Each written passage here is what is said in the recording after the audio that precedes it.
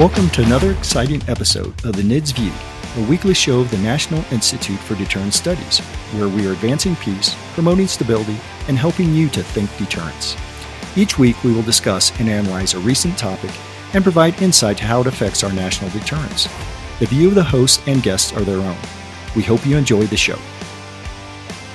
Welcome back to another great episode of the NIDS View, a podcast of the National Institute for Deterrence Studies, where, we talk about all sorts of things. We were the nuclear view when we first started, but as we've talked about broader topics, we moved from the nuclear view to the NIDS view, which is sort of an appropriate change in name. But today we have what I think is probably a great topic that a lot of listeners will be interested in. Of course, I'm talking about the recent attack on the U.S. attack on Fordo and Natanz and Isfahan, and so we've got this was, I live in Kansas City, and the funny thing is I was just at the change of command over at the 509th a couple days before that attack happened. So my daughter Abby, who goes with me to all the events at Whiteman, she was like, "Dad, we were just there, and we were just standing in front of the B2s." So it was exciting for her to see that. And so if we start on sort of the timeline, so if we go back to this past weekend, and on Saturday morning at midnight, it was midnight Eastern time, that's when the bombers, the B2s, took off, and they flew, it was about, it was over 12 hours. And then they go into Iran's airspace at about 5 p.m. Eastern. And then they hit their targets at about 6:45-ish, which was about 2:30 a.m. on a Sunday morning in Iran. And they drop 14 GBU-57s on these separate sets of targets at Fordo and Natanz. And then, of course, there were F-22s and F-35s that were part of that. And then, of course, those aircraft do not land. They get refueled. That's one of the things the United States does better than anybody, and that's aerial refueling. And then it took about 36 hours until those aircraft were back here in Missouri. And, from what we're told, from what we've heard President Trump say and what we've read, the mission went off quite well. They apparently had B2s that, broke off or flew out to the Pacific as a sort of an effort to mislead. And apparently radars in Iran never picked them up. And so, there's some discussion, and I heard a presser today with the president because he's at the NATO meetings, and he said that, there was a question of, well, how much destruction was it? And what we're told is that, they were totally destroyed, and that we now have BDA that's, we're now 4 days later. So we've seen more, and that there is, success in the destruction of those targets, particularly at Fordo. And so that's kind of where we are right now.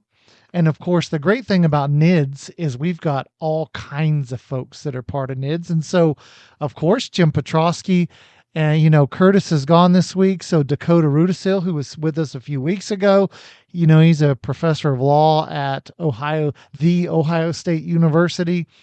And so he's, who better to set in for Curtis this week than Dakota, because we've got both, engineering and legal questions to talk about, for this attack on Iran. So let me start with you, Jim.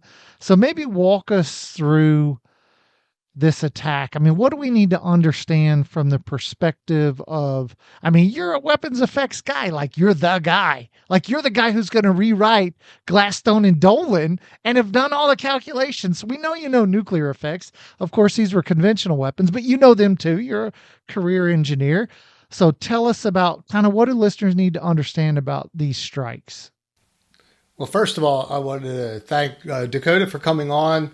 He has a great portfolio. I'm anxious to hear what he has to say because physics is physics. The laws of physics stand.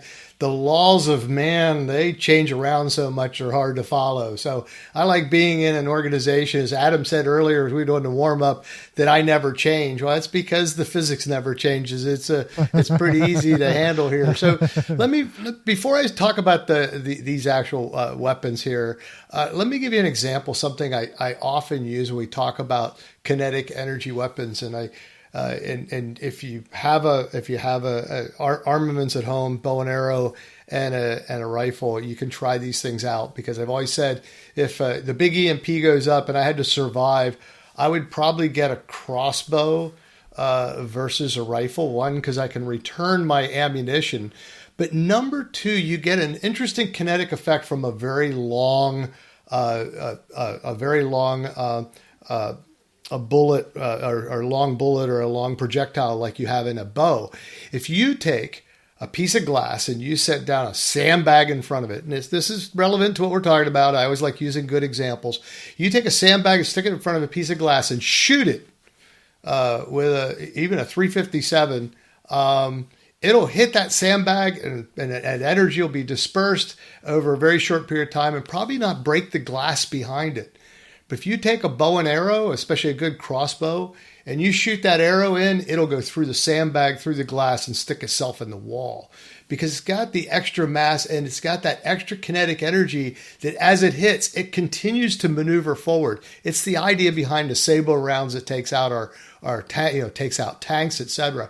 And it's a good example to understand what happens with these bunker busters, because it's not, we'll go back to nuclear effects. It's not just a kilotonnage; it's how it connects to the target. So let me go back to what happened. So yes, in this raid, I wasn't part of it, so I'm going to make up my story as I want to, based upon what I know in the physics. But you have a massive ordnance penetrator, basically a 30,000 pound bomb. It's got a lot of mass, a lot of weight, and it's dropped from a very high altitude, and it's designed aerodynamically so it can fly at a very, very high speed as it drops from the sky. And so at a very high speed, like I said, from a crossbow, it hits the ground at a very high speed, and the projectile kinetically connects to the ground and penetrates into the ground. And it's important to understand that penetration. And when you have an explosion occur, for example, on the surface, all the energy gets reflected from the surface and bounces up. And so therefore, the energy doesn't do the damage below as much as it does above. And we've seen that. I'll go back to nuclear explosions. Nuclear explosions below the ground are different than explosions above the ground. And here what you have is you have a tamping effect from that projectile as it hits the ground. And these weapons are designed to penetrate deeply, deeply, deeply into the ground. Down, I think they said on the news, I don't have any of the classified numbers, but I know they can easily penetrate hundreds of feet of earth. And once they get under the ground, now the explosive can couple with everything around, couple with the earth around it, and basically shake and break and destroy items that are in any facilities below the ground. Before I turn it over to Dakota, I want to mention that recently I've begun to look at energy resilience. And I will say in Iran, they took these facilities and put them underground because that's a good idea if you want to survive a kinetic attack, because the protection of the earth itself. It's hard to get down there. But the United States, through our incredible engineering effort, through our incredible military and our military-industrial complex, have been able to build this. Because here's the trick. Here's the fundamental problem with this and what we've been able to overcome. And that is that you have an explosive and you have a mechanism, a timing mechanism on that explosive. And that entire system has to survive the impact of a high-speed projectile hitting the ground and penetrating down 100 feet. That's an incredible feat if you think of it from the standpoint of a mechanical system and electronic system. I mean, you put your body, think about my body. You put your body into a car and you hit an object at 100 miles an hour. And even if your seatbelts hold you in place, all your guts and everything else, I like to talk about these kind of things. All your guts and everything else are flying around inside your body. In this system, it's all got to function and continue to function until it gets 100 feet down or more through all that impact, through all the heat, through all the compression, through all the shaking, and then function. And what's miraculous, in my opinion, although I really respect the pilots that drop these and the radars and the techniques and the skills of doing that, I'm impressed with the fact that every single one of these dropped, hit the ground, penetrated, and exploded on time, on target, at the right place. What a phenomenal engineering experience. And that's why I'm proud to be an engineer. Back to you, Adam.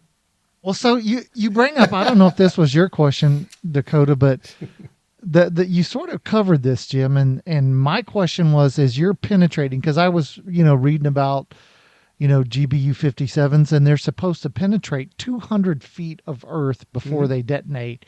And, I was sort of, it can't be just a solid piece of metal. It's not, like a rod from God or anything like that.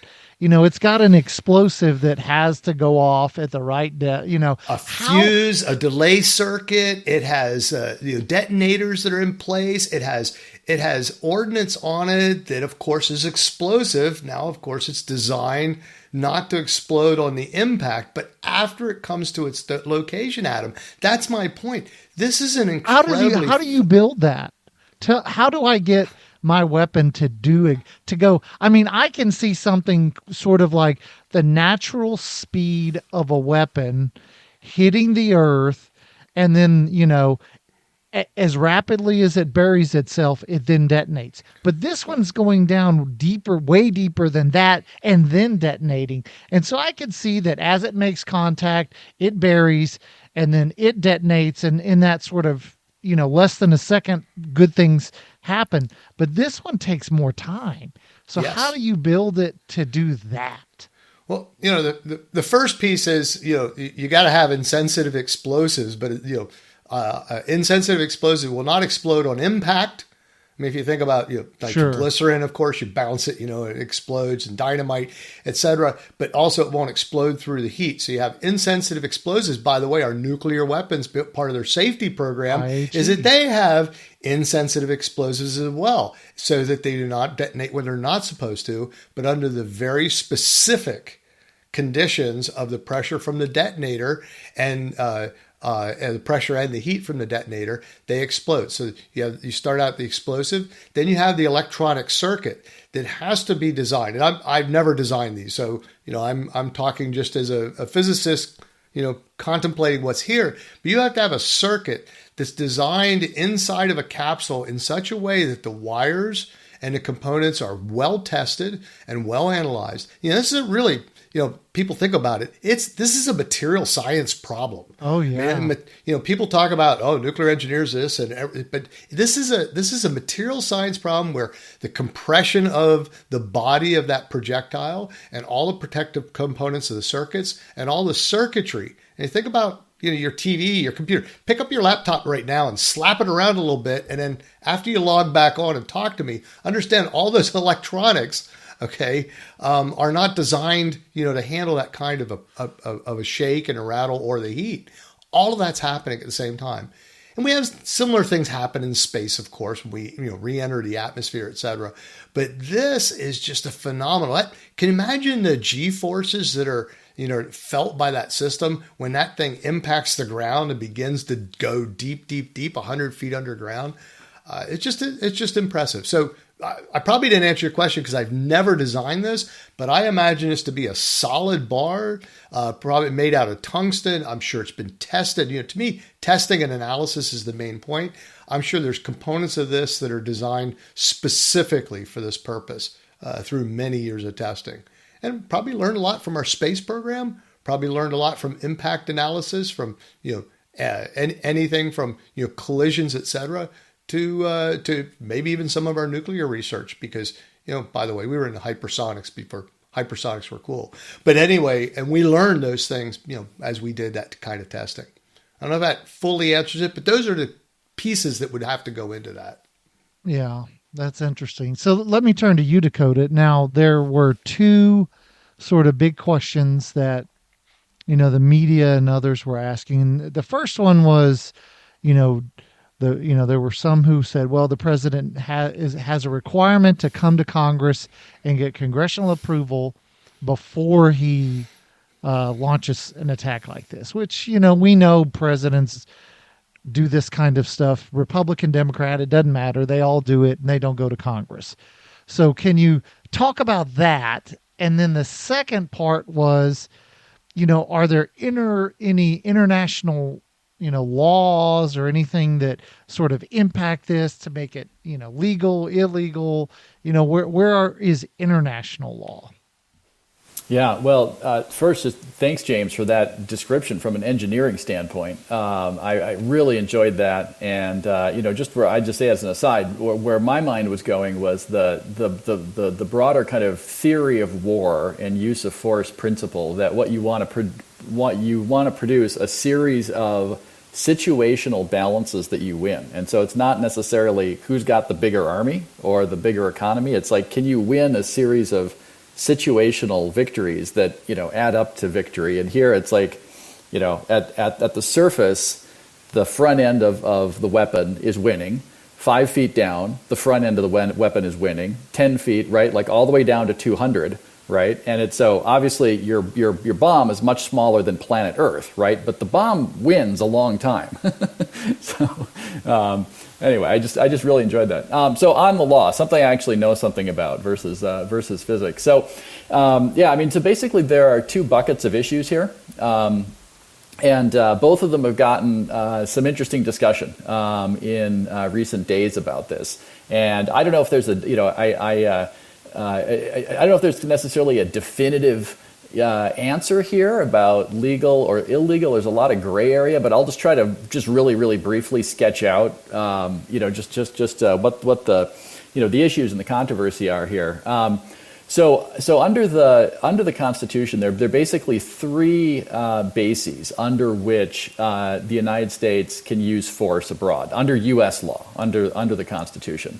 So one of those is Congress can authorize it explicitly, and they could do that via a war declaration, or Congress could pass a force authorization statute, such as the one that was after 9/11, and they were passed for the Iraq wars. So number one is congressional authorization. That hasn't happened here, so we have to move on. A second one is that the president can rely on the president's authority to conduct foreign affairs and or serve as commander-in-chief of the armed forces under Article 2 of the Constitution in order to use force. And so there are basically two Article 2 theories, and the first one is what the framers at the Constitutional Convention called the power to repel sudden attacks. Those were the words, and the idea was straightforward. If the British suddenly attack out of Canada, especially at that time, right, it could take days or weeks to get Congress together to debate this. The president should be able to just order U.S. forces into action, right, to deal with a sudden attack. A tougher issue is the question of preemption, right, of striking first. And this got really interesting and continues to be interesting in the nuclear deterrence context. But basically the principle here is that, if it looks like the nation is facing, the nation, its forces, it's people overseas, right? They're facing imminent attack, and that's pretty clear to the president. Does the president need to wait around for the hammer to hit, or can the president act first, right? But coming back again to what the framer said, repel sudden attacks. It sounds like it's got to be pretty imminent.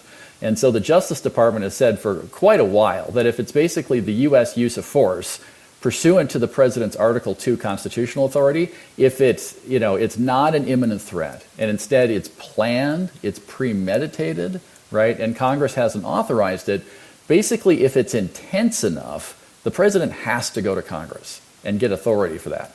The problem is, just the difficulty here, and there's so much gray area, is that that the Justice Department says, in view of the constitutional architecture where Congress has the power, to declare war, and the framers plainly wanted Congress to be in any sort of discretionary war question, right? Congress would be very, very central to that. But when does a first use of force ordered by the president, when is that war in the constitutional sense that would require Congress, right, to authorize basically a premeditated U.S. attack and not a response to a sudden attack, right? Or if it's something smaller than that, right, like a smaller use of force. And so now we get to basically the third bucket of legal basis under the Constitution for use of force. And this is another Article 2 presidential constitutional power theory. And it's the idea that the president can order the armed forces to use force to protect important national interests. And so this third bucket is use of force that can be kinetic, can blow all sorts of stuff up, can kill people, but it's not war in the constitutional sense that would require Congress to authorize that in advance. And so the Justice Department over the decades, over Republican and Democratic administrations, developed some criteria for trying to figure that out. When are we talking about a first use of force by the president that amounts to war in the constitutional sense? And they have criteria such as basically the scale of the attack, its intensity, the risk of escalation to something pretty big, the risk to U.S. forces. These are the typical criteria.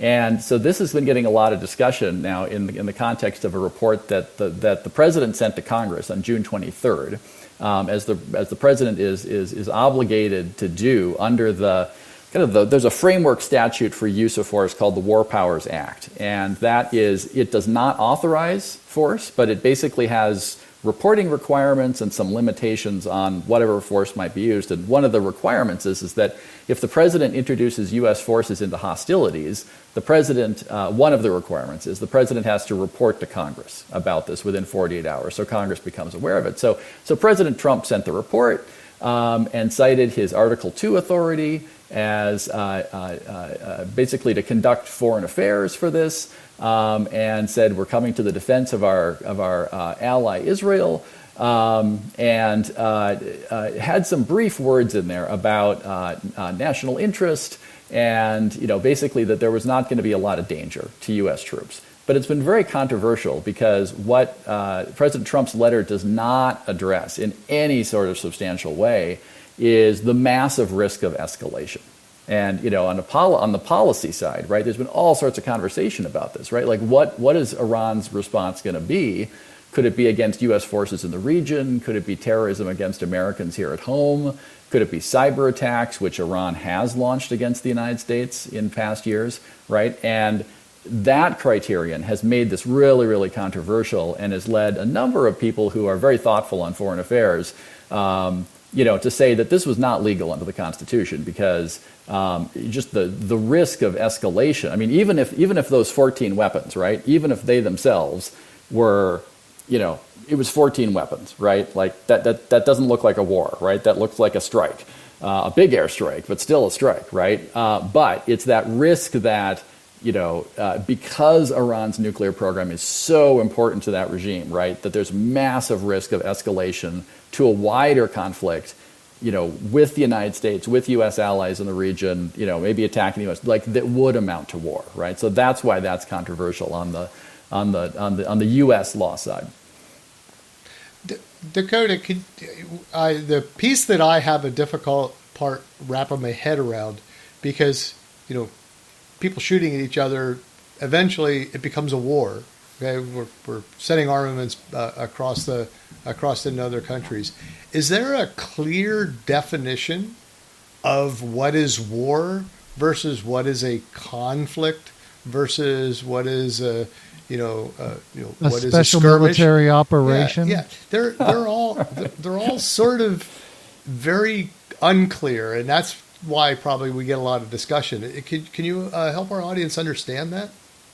Yeah, absolutely. Well, I'll do my best. So the problem is there's no hard answer to this.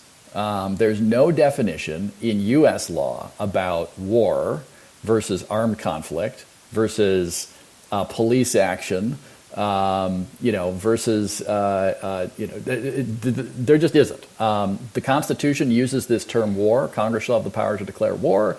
The War Powers Act says that the president needs to report when introducing U.S. forces into hostilities. But then the War Powers Act statute that Congress passed in 1973 does not define hostilities. So we have some ambiguity on the side of international law, which is the other big body of law which bears on this question. Similarly, here there's not a treaty or something like that which makes clear what's a war versus armed conflict versus a special military operation, right? And the way that nation states have responded to this ambiguity in the last 100 years, basically, and especially since World War II, is that they use the terms like war and military operations and whatnot in kind of a colloquial sense, but kind of the core concept now in international law is what's called armed conflict, and armed conflict just means you've got at least one nation. I guess you could have sub-nation states. Anyway, you just have basically it's like organized political violence at a pretty significant level, right? It's a nation state's army, right? Or it's like a guerrilla force, or something like they're organized, right? And they're using kinetic force against each other, or now cyber too, because that's kind of a new frontier of armed conflict. But that's kind of the central concept. And that's been just in a practical way, it's been helpful to set aside this question of what's a full war in an international sense, right? And what's a special military operation, right? It's armed conflict. And so I could just say a word too about some of the conflict, about some of the controversy there about this strike, and I'll try to be more concise than I just was. So the baseline under international law, which is international law here, it's a combination of treaties. And and what's called customary international law, which is basically just how states behave in connection with their claims that we're doing this because of legal obligation. Basically, it's just like practice. And the U.S. we're signed up to a lot of the key treaties and accept a lot of customary international law, not all of it, but a lot of it. Anyway. So international law here has a baseline that states can't use force and they can't threaten the use of force. But there are some big exceptions to that. One of them is that the UN Security Council has authorized the use of force. A second one is the inherent right of self-defense to a country that's attacked. And there's also defense of others. And, it just really kind of makes sense. I sometimes analogize this for my students to domestic law, right? The government in certain domestic settings, right, can authorize use of force, right? Like the police, right? They are legally authorized to use force in certain circumstances, right? Also, you have your inherent right of self-defense. Someone breaks your nose, right? And, or if somebody, breaks your brother's nose standing right next to you, you can engage in defense of others, right? It's basically the same under international law. And so those are the principles. And so on the defense issue, the thorny issue there, especially in this conflict, is again coming back to this preemption issue. At what point does that inherent right of self-defense also authorize you to use force before the blow lands? And there's a great deal of debate about this. And what Israel decided was that, in their estimation, the threat from Iran's nuclear program had grown so severe that they had to act, right? And that they're acting in anticipatory self-defense. And there's no, and so it's pushing the self-defense concept as far as it can go, because the UN Security Council has not authorized the use of force here. Iran, here, right, did not fire missiles first at Israel, right? Israel acted first. And then it got even kind of it was pushed even a bit farther then. But then when the United States joins the armed conflict between Israel and Iran, right, basically supporting Israel in their inherent, in their claim of inherent right of anticipatory self-defense, right? So we're doing defense of others, right? Where that brother of yours standing next to you, right? They swung first, right? So that's why this is so controversial. And the Trump administration obviously thought that Israel's use of force was legal, and so therefore America's helping them out was legal. But all sorts of scholars and practitioners who say no, you're just pushing this too far, and that there was no imminent threat, right? It's not like Iran had like a ballistic missile on the pad with a nuke on the top, and there were indications they were going to fuel it and fire it, right? It's at some point in weeks, months, a couple of years, they're going to have a weapon, and we don't know if they can mate it with a missile, right? So that's the convo right there right now. Well, there's two use cases. Previously, of course, Iraq, when Israel took out the EMIS facilities in Iraq, and of course in Lebanon, when they took out the nuclear reactors that were for plutonium production there. So those, I think, are even better use cases because they were further away from being able to create a nuclear weapon than at least what we hear is Iran. I'm, not in the intel community, so but that would be, looking at that from an international law standpoint. Yeah. Well, so yeah, and so much here when we're in this, so when you don't have the UN Security Council authorizing force, and you don't have another state attacking first, right? It's anticipatory self-defense. Here, the power of the precedent gets really thick because it's shaping customary international law. And the one that you meant, one of them that you mentioned was the Israeli strike on the Iraqi nuclear facility. I think it was Osirak? Is that right? I think it was 1981. Yeah, Osirak. Yeah. Yes, it was at EMIS. Yeah. It was a production facility, but it was exactly the same concept that we have here. Yeah. Well, and so what's thorny about that for the Trump administration is that the Reagan administration condemned that and voted for a resolution condemning it as a violation of international law. And so that's a little tricky. Now, countries can change their position on customary international law. So that's, that would basically be up to the president as chief diplomat of the United States to do that. I'm sure President Trump would have no compunction at all. And he's basically inherently saying, right, that, without saying it, right, that the Reagan administration's position in 81 was wrong. And it's okay to do this kind of thing. I know we're short of time. Well, we're out of time. But the one thing I wanted to ask was, so I don't equate this as beginning with Israeli strikes on Iran. I would say this started on October the 7th, over 2 years ago. And so therefore there's, the Iranians have hit Israel multiple times with barrages over the last couple of years. I mean, they're the ones that fund Hamas. They're the ones that were funding Hezbollah when Hezbollah started attacking Israel in the north. And so, I mean, Iran has been sort of the key agitator, funder, supporter, armor, and they've already struck Israel with their drones and other stuff twice. So the war had long begun.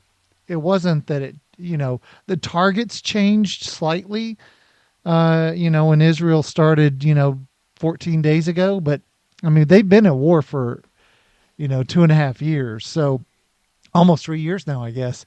So I'm not quite sure why any legal scholar would say, well, this is something other than a continuation of a war that had already begun, almost 3 years ago. Yeah, well, I think that's an excellent point. And what's going on there is figuring out basically like when it starts, and the problem is that there's a lot of things that have happened over a number of years, and they've varied widely in intensity, they've typically not been. They haven't been, right? Missile strikes on the scale that we were seeing, between, Israel and Iran. So that's why it's a little bit unclear about like at what point, did some sort of like situation of armed conflict between Iran and Israel actually start? And so who really struck first? Yeah. Well, I think we could probably continue this discussion for much longer because there's so many great, so many great topics, and it's between the technical aspects of actually accomplishing the strikes, and then the legal aspects of it. It's it's a fascinating topic, but unfortunately, as a podcast that strives to be about 30 minutes long, we unfortunately have to cut the discussion off. So, Dakota, Jim, of course, thanks for being here for another great discussion. It's always interesting. This one, we've had some significant events in the world that sort of lend to us having a great podcast. So that was, I guess, unfortunate, but here we are. So, of course, I want to remind all of our listeners, go listen, go read GSR. Listen to, Real Space Strategy and Deterrence Down Under. There's Peter Husey events coming up soon. There's just so much going on at NIDS. So stay engaged. And, there's just a lot to keep you informed. Jim? Adam, I'd like to highlight, we have Uzi Rubin talking this Friday at our Peter Husey event, and he's speaking from Israel. So it'll be really interesting to hear him talk as, someone that's right in the middle of the fray. So that's the kind of stuff we're bringing to everybody. You can get in on that and be able to ask your own questions and interact with the people there. So just go to thinkdeterrence.com and sign up. Back to you, Adam. All right, Dakota, Jim, thanks. And of course, to all you, the listeners, we want to, as always, remind you to think deterrence. Thank you for listening to the NIDS View. This show is produced under the NIDS Podcasting Network, a division of the National Institute for Deterrence Studies. NIDS is a 501c3 organization dependent upon donations to provide this podcast and bring about awareness of the peacekeeping value of U.S. strength and our national deterrence. You can catch all of our podcasts or provide feedback at thinkdeterrence.com. I would like to thank our producer, Kimberly Charrington, our sponsors, and all the fantastic members of the National Institute for Deterrence Studies for making this podcast possible. Stay tuned next week for another exciting and informative The NIDS View. The NIDS Podcasting Network.